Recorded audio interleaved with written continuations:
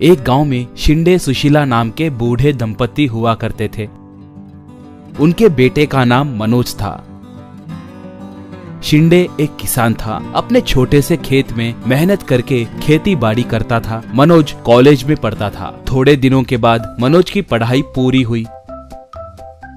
एक बार मनोज पिता से, पिताजी मुझे पढ़ाने के लिए आपने बहुत मेहनत किया है, अब से मैं आपके कमाई से आगे की पढ़ाई पढ़ना नहीं चाहता हूँ। मैं शहर को जाकर वहाँ पर कोई ना कोई नौकरी करते हुए उन पैसों से प्राइवेट में पढ़ाई करूँगा, कहा। ये सुनकर उसके माँ और पिताजी मान गए। ऐसे मनोज बस चढ़कर शहर को निकला। वहाँ पर वो रहने के लिए कोई कमरा मिलेगा क्या कहकर देखने लगा तो एक ट्रैफिक सिग्नल के पास थोड़े कार रुके हुए थे। एक कार में सूट बूट पहना हुआ एक आदमी स्टीयरिंग पे बेहोशी की हालत में दिखाई दिया। मनोज को शक होकर उस आदमी के पास जाकर सर सर सर कहकर उसे जगाने की कोशिश करने लगा, मगर वो आदमी होश में नहीं आ रहा था। मनोज तब ओ माय गॉड, लगता है हार्ट अटैक आया है सोचकर उन्हें बगल वाले सीट में बिठाकर वो ड्राइविंग सीट में बैठ गया। कार सीधे एक अस्पताल के पास रुकी। ऐसे उस आदमी को सही समय पे सही इलाज मिलने से वो जिंदा बच गया। मनोज उस आदमी के फोन को लेकर उसमें रहने वाले फोन नंबरों को कॉल करके उनके बारे में बताया। ऐसे उस आदमी की पत्नी और रिश्तेदार सब उस हॉस्पिटल के पास पहुँचे। थोड़ी देर के बाद वो आदमी होश में आया। डॉक्टर ने उस आदमी को मनोज के बारे में बताया। वो तब बेटा तुम कौन हो, सही समय पे आकर मेरी जान बचाए, तुम्हें बहुत धन्यवाद, कहा। उसकी पत्नी तब हाँ बेटा, अगर तुम ना होते तो क्या होता ये सोचकर ही डर लग रहा है, बोली। मनोज उसके बारे में उन्हें बताया। वो आदमी तब उससे मेरा नाम कपाड़िया है, ये मेरी पत्नी देवी है, मैं Kapadia chain of dhaba and restaurant का मालिक हूँ। तुम्हें मेरे रेस्टोरेंट में अच्छी नौकरी दूंगा, रहने के लिए एक अच्छा घर भी दूंगा, तुम अच्छे से पढ़कर जिंदगी में आगे बढ़ो, कहा। देवी तब बेटा पहले हमारे घर को आकर हमारा आतिथ्य स्वीकार करो, बोली। मनोज दोनों को नमस्कार किया। ऐसे मनोज उनके घर में उनके साथ भोजन किया।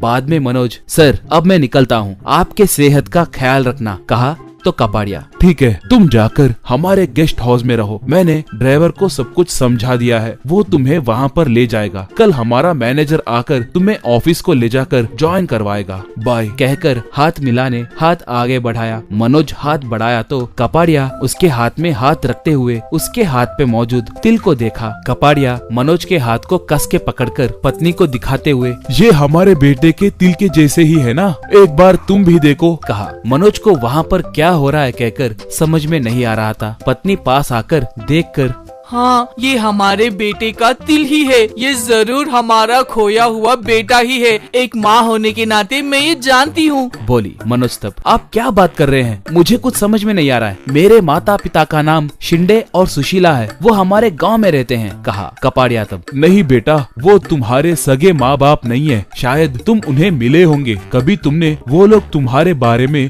बात करते हुए सुना क्या, अच्छे से याद करो, कहा। मनोज याद करते हुए हाँ मैं उन्हें बचपन में कहीं मिला हूँ कहकर बात करने लगे तो मैंने सुना था, वही बात उनसे पूछे तो मैंने गलत सुना है कहकर ऐसे फिर एक बार मत पूछना है कहकर मुझे बोले थे, उसके बाद मैं भी वो बात भूल गया, कहा। देवी तब मैंने कहा था ना, यानी तुम हमारे बेटे ही हो, हमारा महेश बाबू हो तुम, कहकर उसे पकड़कर रोने लगी।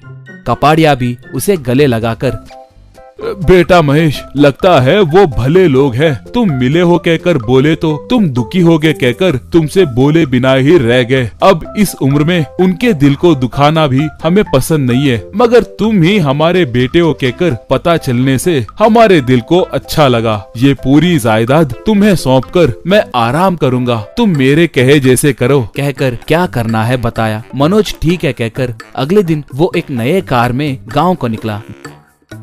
घर को आकर माँ, पिताजी मुझे एक अच्छी नौकरी मिली है, कंपनी कार में ले जाकर आपको अच्छा खाना खिलाऊंगा, मेरे साथ आइए, कहा।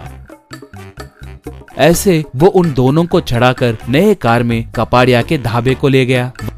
वहाँ पर वो सब मिलकर अच्छा भोजन किए। मनोज तब पिताजी इस कार को मैंने आपके लिए ही खरीदा है, अब से ये कार आपकी ही है, कहकर जो भी था वह सब उन्हें बताए। इतने में कपाड़िया और देवी भी वहाँ पर आए।